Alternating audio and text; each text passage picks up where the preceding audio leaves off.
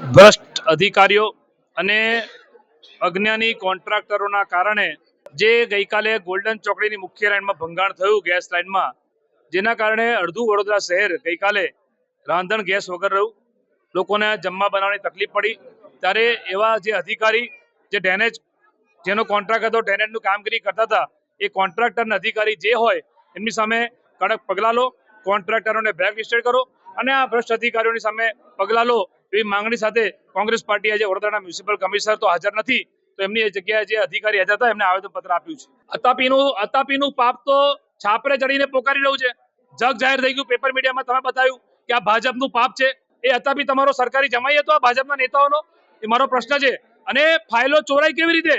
કોર્પોરેશનની બિલ્ડિંગમાંથી તો ફાઇલ બહાર જવી ના જોઈએ, પણ તમે કમિશનરના ઘરની બહાર કેમ્પ ઓફિસ બનાવી. એ કેમ્પ ઓફિસ નથી, એ ભ્રષ્ટાચારની ઓફિસ છે.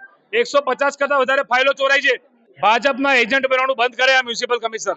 બાકી કોંગ્રેસ પાર્ટી બધું છોડીને આ મ્યુનિસિપલ કમિશનની સામે જ આંદોલન કરીશું રોજ આવીને. કે ગઈકાલે જે હાલાકી લોકોએ ભોગવી એના જવાબદારો સામે પગલા ભરો, કોન્ટ્રાક્ટરને બ્લેકલિસ્ટ કરો અને લોકોની માફી માંગે તંત્ર.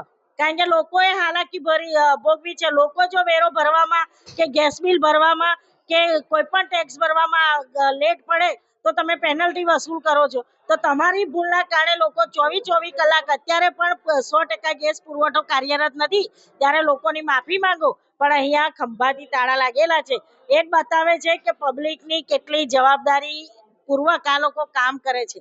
અને તમામ લોકો ગઈકાલથી 24 કલાક હેરાન થયા છે. એ તમામની જવાબદારી સત્તા પર બેઠેલા લોકોની આવે છે.